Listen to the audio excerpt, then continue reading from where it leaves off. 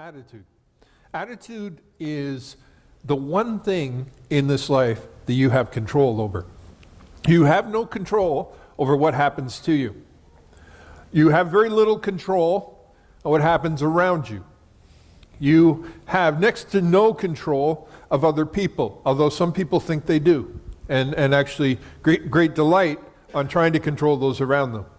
But ultimately, you can't be with everybody all the time in every situation. So you don't necessarily have the ability to control other people. And by rights, maybe you shouldn't.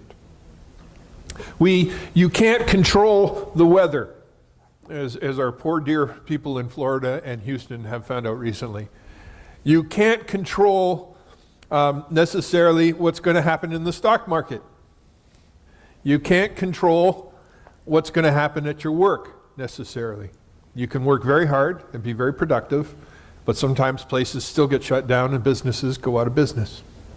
There is very little in this life that you can control. When I was at school in college, I knew you learn very quickly that you're not in control of anything. When you're in the shower and somebody goes along and flushes all the toilets and the temperature goes way through the ceiling and you are screaming murder, you know this is one of those situations where you realize you don't control everything, right? But one thing you can control is your attitude. Your attitude is how you choose to approach it. There are some extreme cases like Viktor Frankl, a Jewish man who was in a concentration camp in the German, one of the death camps, and who was subjugated to a number that they tattooed on your arm. You had no name, you had no identity. Your life day to day was a struggle. You didn't have enough to eat. You didn't have the care that you needed. There was no hospital or care provided. Those who were sick and got sick enough would die. Nobody would take care of them. It was a horrible situation. Yet Viktor Frankl said that in that horrible situation, he learned a valuable lesson, and that is, they can take away your freedom, they can take away your food, they can take away your shelter, they even take away your life. But what they can't take away is your attitude, what you decide to do with each day. We as Canadians, we love to whine about the weather, which is one of the strangest things because we get all the weather. We get all kinds. Some of us love to whine in the summer because it's too hot. Then we whine in the winter because it's too cold. We whine in the spring because it's too wet. We whine in the fall because it's too colorful. We find things to whine about all the time, like it's our God-given right. And often many people talk themselves into depression and despair through their negativity. Some people, if you make the challenge to them and you say, try to go one day without saying anything negative, they would have nothing to talk about, right? And we all have dear people in our lives, or at times we find in our lives, people that we interact with who, whenever you go around with them, it's wah, wah, wah. You go down with them. They are Debbie Downer. I'll never forget, once I was in school, we were all ministers in training. We were all men who loved God, and we were in the men's residence, and we were talking, we were exchanging stories, and we were talking about, some funny things that happened in our home churches and in our lives and that, and we'd have a big laugh until Peter came in. Peter was Debbie Downer. Peter would come in and he'd say something like, 5,000 kids starved to death in Africa today, and then turned around and walked out. Wah, wah, wah. And everybody would look at each other, and this is silence. You can choose what your attitude is. You can have a good, positive attitude, or you can have a negative attitude. You can choose to see the best in people. You can choose to see the worst in people. This is the one thing God has given you that you have complete control over. You can't control anything else, but you can control how you react to it. And that is why I want to talk about attitude. And I want to talk about a young lady who had a tremendous attitude. She lived 3,000 years ago. She had no social advantages. She was a young woman who lived in Moab. Moab was a country, if you're on Bethlehem in Israel, and you look across, there's this big basin, and it's basically desert. And you see some mountains on the other side of it. That's Moab. And in fact, Herod the Great, who was a king when Jesus was a little baby, built his palace on the corner of that wilderness within eyesight of Moab, because that's where he's from. And if there was ever an uprising or the Romans were coming to get him, he had a beeline out his castle right to Moab. Ruth was from there. But she chose, or for whatever family arrangements were made for her, married an Israelite into an Israelite family. There was a man, his wife, and 2 sons. They traveled to Moab because there was no food in Israel. They were going through a famine, and they did not have a student food bank. If we were there, it would have been different. And they went to Moab, and while there, the 2 sons married Moabite women. One of them was Ruth. But through happenstance, the husband and the 2 sons both grew sick and died. So all of a sudden you had Naomi, who was a Jewish woman, and 2 young Moabite women with no children. And they had the opportunity to go back to their families or to remarry. I say opportunity, who had grave disadvantage. The one girl, Oprah, decides to go back. Ruth makes this decision to travel with Naomi back to Israel. This is an incredibly risky move. She was going with a woman who had nothing to go somewhere she would have nothing. Someone who spoke a different language, who had a different culture, who had all kinds of different things. She was going there as an unattached young single female. This was an incredibly risky venture. Yet Ruth made a commitment to her mother-in-law, Naomi, and she said, "I will go where you go. I will live where you live, and your God will be my God, and your people will be my people."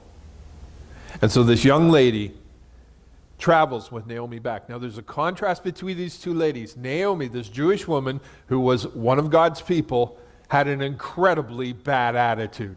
And I can't say I blame her. She'd lost her husband and her sons. She had every right to be depressed. But Naomi turned to despair, and when she got back into town, everybody said, "Hey, Naomi's back." And she said, "Don't call me Naomi, call me Mara," which means bitter, because my life has turned bitter. She quite literally felt she was traveling back there to sit and die. Ruth came back, really committed to Naomi, had a completely different attitude.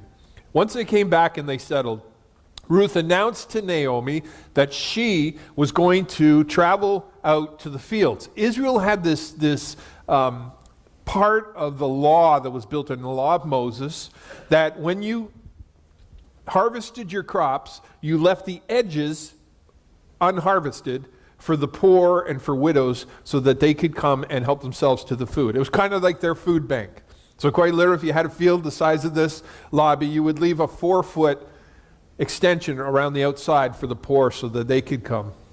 So Ruth travels out by herself to do this. Now, there's a couple things here. One, she is a young lady in a culture where you were identified by whatever male was in your life. She had no men in her life, which meant she was unattached and vulnerable.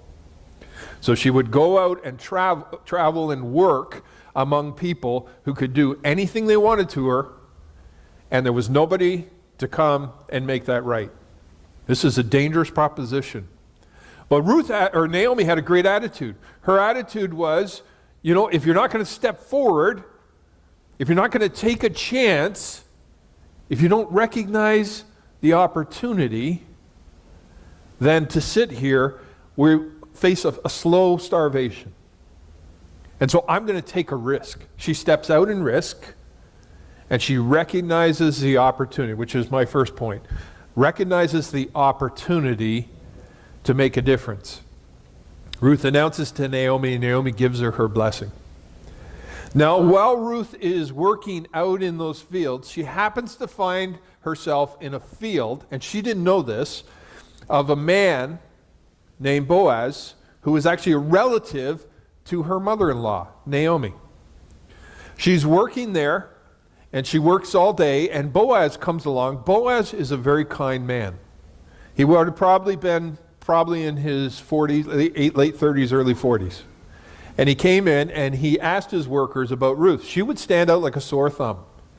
She was someone that was obviously not from Israel. And he asked his workers about her. This is a report the workers give him. They say, yes, she's been working in this field. She has worked hard all day. It took 2 short breaks. But while she's been here, she's caused no trouble. She's really worked as hard as anybody could work and has not stopped, and she has remained quiet. Ruth's attitude led to her work ethic, okay? In such an extent, harvest would be hard. I mean, it would be hot, the sun be beating down on you. You're clearing this stuff by yourself. She probably didn't have the proper tools. She's putting it together. Anybody would have understood taking a couple hours and then going, sitting by the water and getting a drink. But Ruth didn't stop. She had a determination to her that was expressed in her attitude. So Boaz comes to Ruth and he says, bless you. I've heard about you. I'm a relative to Naomi. And what I would like to do for you is I'd like you to stay in my fields. I will instruct my workers to not harass you. You understand the underlying thing there? That they are to leave you alone. And then Boaz calls his workers together and he says to them, guys, leave a little extra for Ruth. Not just the edges, but leave a little extra for her. And later when they're having a meal, Boaz invites her over and he shares his lunch with Ruth, his lunch or his dinner. So Ruth ends up returning to her mother Naomi that night and says, Mother, first of all, she had this enormous bag of grain. Probably what would have been 4 days worth because she worked so hard and because of the generosity of Boaz. She also took some of the food that Boaz gave her and she brought it back and shared it with Naomi. And you see this little light come on with Naomi, this woman who earlier in the chapter said, don't call me Naomi, call me Mara, call me bitter. But all of a sudden a light comes on her heart because she realizes that Boaz is a relative and God has provided something for her. So I want to say 3 quick things about attitude. I don't want to keep you too long today. But 3 quick things. The first one is attitude steps forward, attitude recognizes opportunity. When you have a good attitude, you see challenges as opportunities. You see challenges as opportunities. It's not that bad things don't affect you. It's that you see bad things in the perspective of God's way of looking at the world. You can back off and see the big picture. When I'm suffering, I become incredibly narcissistic. I become very inward. I become very hurt. I want everything to change. I want everybody to pay attention to me and that. A good attitude allows you to step back. A man for whom I will always have an enormous amount of respect is Ray Hendricks. He was the president of Rema Christian School, and now he works with Christian schools across the province. Ray was someone who had what I call a can-do attitude. When you encounter Ray, he is like a breath of fresh air. You never leave Ray's presence without feeling raised a notch. And I remember talking to his wife, Doreen, who's since passed away, and asking one day, I said, why is he so happy? She said, you wouldn't believe this, but Ray used to be quite a miserable man. Very unhappy man. He said, but in his church they did this challenge. And it was called Consider It Joy. And what Ray did is he broke his day down into 15-minute segments. And he, through his day, started identifying the things that he had to do and the situations he would encounter that would put him in a bad mood. And Ray said, from now on, I'm going to approach those situations with a positive attitude. If rain was something in the beginning of the day that would cause him to be in a bad mood, he would find the positive. Well, waters the flowers. I don't have to. If Ray would have a contentious parent come in and complain about their student and threaten to take them out of the school, Ray would say, I have an opportunity to teach the value of Christian education to these people. I have a chance to minister and to serve them. And if they end up leaving anyways, I will know I approached it with the right attitude. He took parts of each day and he recognized the opportunity. So many things, I would say probably about 95% of the things that cause us to be in a bad mood don't need to be. There are things you have no control over, but what you do have control over is your reaction to it. Ruth had every reason to throw in the towel. She had no status. She was the wrong sex. She was a foreigner. She was poor. She had every reason to sit there and starve to death. But Ruth had a can-do attitude. She stepped forward and took the chance. She recognized the opportunity. The second thing is attitude steps forward in faith. She took those steps she needed to take. Now, I want you to listen to what I have to say here. There's faith where we convince ourselves to do something. You know, where we kind of go, all right, I'm going to choose to have a good attitude today, right? And we start with all the good intentions. But by about 11 o'clock in the morning, we're back to our old sourpusses selves, right? Okay? Ruth's faith kept stepping forward, okay? Which means, quite literally, she found a field, she had a long-range problem, starvation, and she worked hard. She pursued the goal of providing for her mother-in-law and herself with a good effort. A lot of people think faith is a feeling. Faith isn't a feeling. Faith is a verb, right? And can be a noun too, under certain circumstances. And you English teachers are probably going to correct me afterwards if I got that wrong. But faith, to step forward in faith, is a word of action. It is something you do that you don't back off. I remember my wife's grandmother, Nana. She used to play euchre, and she always had a motto when she was playing euchre: kill as you go. She wasn't a really nice lady sometimes, but anyways. That was her philosophy. Be ruthless with it. When you're winning, keep pushing. Ruth had a kill as you go attitude in a positive sense. As long as there was something in front of her that she could pick up, she wasn't going to stop. She wasn't going to back off. She worked hard, so hard that she stood out for it. You know, it's interesting because when I worked on construction, whenever we were trying a new worker out, when we were doing footings and things, we would observe their work first few days. And one thing you wanted to hear about a guy, or you want someone to say about you, is he really knows how to give her. Which means he works hard. He has this attitude. I don't know if you've ever been around people with high energy, but they work hard and they put everything into it. Ruth is like that. Her faith has feet. You can say how much you believe in something or how much you're sentimental about it till you're blue in the face. If it has no feet, it's not truly faith. Faith and action walk hand in hand, and in Ruth it was expressed. And then the final one, attitude, trust God to show up. Sometimes, you know, we're doing the right thing and we have a good attitude and things are still horrible and they keep being horrible. And we don't know, you know, when God's going to show up. I got to say this, quite honestly, if I ever had enough boldness when I stand before my Creator to ask anything, and I won't because He's so amazing, but if I ever did, I would ask Him mostly about His timing. When we planted Kawartha Community Church, the first 6 Sundays, on 4 of them, there was freezing rain.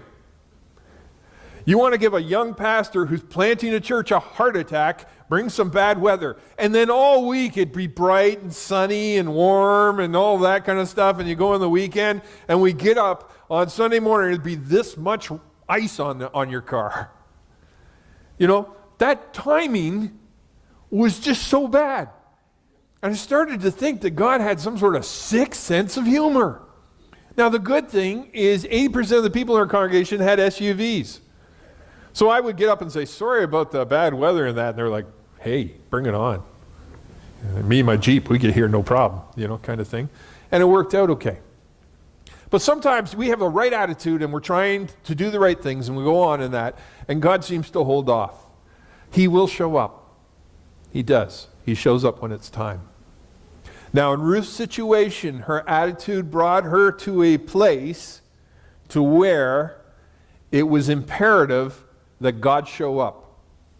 Because an unattached young female in that culture, in that setting, was incredibly vulnerable. And so, as she stepped out in faith, God had a greater narrative of what was happening. When He saw Ruth, He saw a young lady that He loved. He saw a young lady that had suffered devastation. She'd lost her husband at a young age, who was away from home, who was probably scared and maybe a bit lonely. She saw a woman who was trying to prop up another woman who had lost her husband and her 2 sons and probably was very draining to be around. He saw her and he recognized her faith and he met her in a powerful way. Because what happened in that field that day would eventually be the culmination of, and get this, okay? She would meet her future husband. She and Boaz got married. They had a baby, Obed, who would have a baby, Jesse, who would have a baby, David, who became Israel's greatest king. And he would have children, and their children would have children, and their children would have children, and eventually Jesus Christ would be born of the line of David. You know, she was going to find her lunch. God was building a legacy. You cannot control many things, but you can control your attitude. Ruth had an incredible attitude, and it ended up leading to very good things. We're going to be talking about attitudes over the next 4 weeks. We're going to talk about when you need to have an attitude of can't do.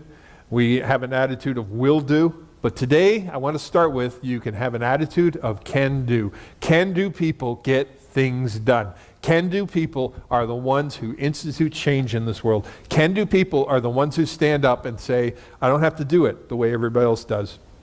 Can do people are entrepreneurs, they're leaders, they're visionaries.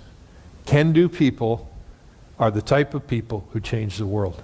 And that is all I got to say about that. So I'm going to ask the worship team to come up and the baskets to go around.